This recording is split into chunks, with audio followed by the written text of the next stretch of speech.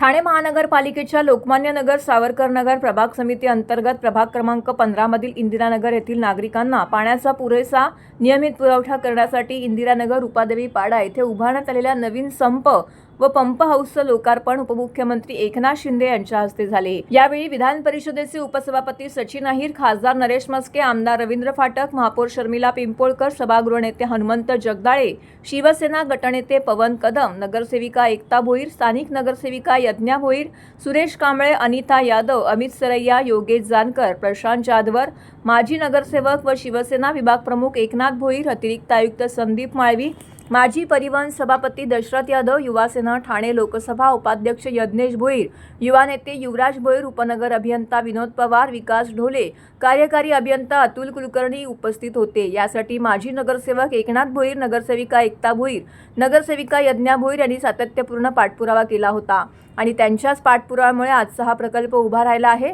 या प्रकल्पामुळे इंदिरानगर परिसरातील पाणीपुरवठा अधिक सक्षम, नियमित आणि सुरळीत होण्यास मदत होणार असून नागरिकांच्या दीर्घकालीन पाणी समस्या सुटण्यासाठी हा महत्त्वाचा टप्पा ठरणार आहे। इंदिरानगर येथील संप येथून 31 MLD आणि रूपादेवी पाडा येथील संप येथून 21 MLD अशा एकूण 52 MLD अतिरिक्त पाणीपुरवठा योजनांचं लोकार्पण करण्यात आलं असल्याचं उपमुख्यमंत्री एकनाथ शिंदे यांनी नमूद केलं आहे। या भागातील नागरिकांना दररोज पाणी मिळावे ही अनेक वर्षाची मागणी होती। या योजनेमुळे महिलांची, विद्यार्थ्यांची आणि नागरिकांची पाण्यासाठी होणारी दैनंदिन धावपळ मोठ्या प्रमाणामध्ये कमी होणार आहे।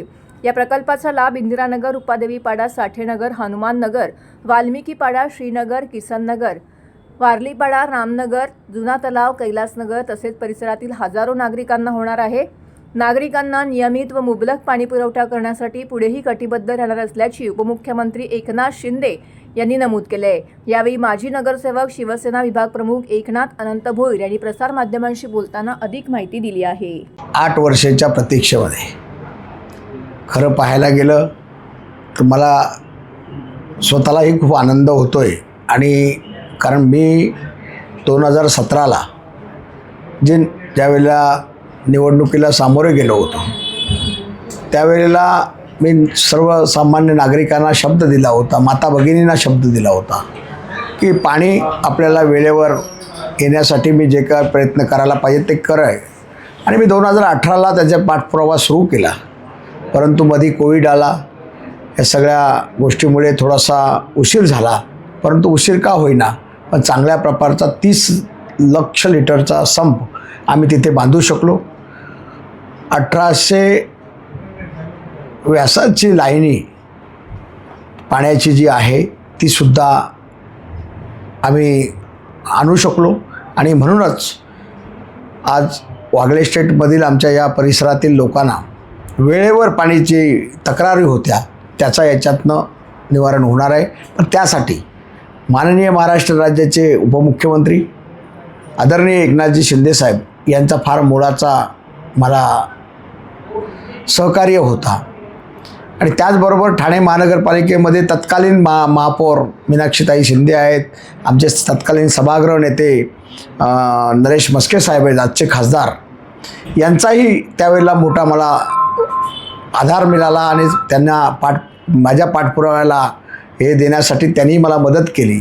त्यामुळे या सर्वांच्या मदतीमुळेच हे शक्य झालं आणि त्यामुळे मी या माझ्या प्रभाग क्रमांक 15 आणि त्याचबरोबर वागळे स्टेटमध्ये इतर परिसरातसुद्धा जो काही पाणी आता वेळेवर मिळणार आहे ते मी ज्या अशक्य गोष्ट ती शक्य करू शकलो याचा मला समाधान आहे। नाही, नवीन पाण्याची टाकी झाली तर अजून पाण्याच्यामध्ये सुधारणा होईल, कारण स्टोरेज मी केला परंतु टाकी झाल्यानंतर परत ती हे करून लोकांना पाणी जो मिळण्याची मार्ग अजून एक सुकर होईल आणि त्यामुळे साठा वाढेल आणि त्यामुळे ती पाण्याची टाकीची मागणीसुद्धा माननीय काल एकनाथ शिंदेसाहेब यांनी, उपमुख्यमंत्री एकनाथ शिंदेसाहेब यांनी ती मान्य केली आणि विशेष करून त्यांनी मला काळ वेळ दिला, भरपूर टाईम ते त्या कार्यक्रमाला थांबले, ते महत्त्वाचा एक विषय मार्गी लागला आणि त्याचबरोबर मी अजून 3 MLD पाणी, आता 52 MLD पाणी आपल्याकडे यायला सुरू होईल, परंतु अजूनही 3 MLD पाणी मी मागणी केलेली आहे, तीही देण्याचं त्यांनी कबूल केलेलं आहे।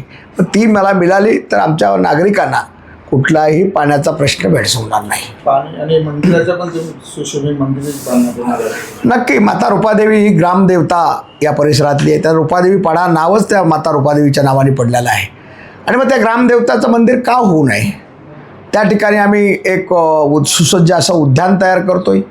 त्या उद्यानामध्ये ती ग्रामदेवतेचं मंदिर ऑलरेडी पौराणिक काळातलं मंदिर आहे आणि कुलस्वामिनी आहे तिचं मंदिरही त्या ठिकाणी त्याच्या निर्माण करण्याचं अवभाग्य हे मला मिळतं आहे. याचं मी सर्वात मोठं समाधान मला वाटतं आहे.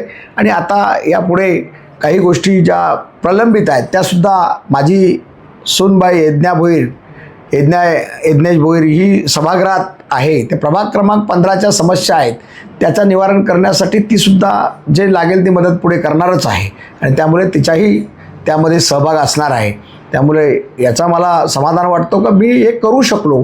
या गुरुवर्य धर्मवीर आनंद दिघे साहेबांचा आशीर्वाद आणि एकनाथ शिंदे साहेबांच्या सहकार्यामुळेच हे शक्य झालं.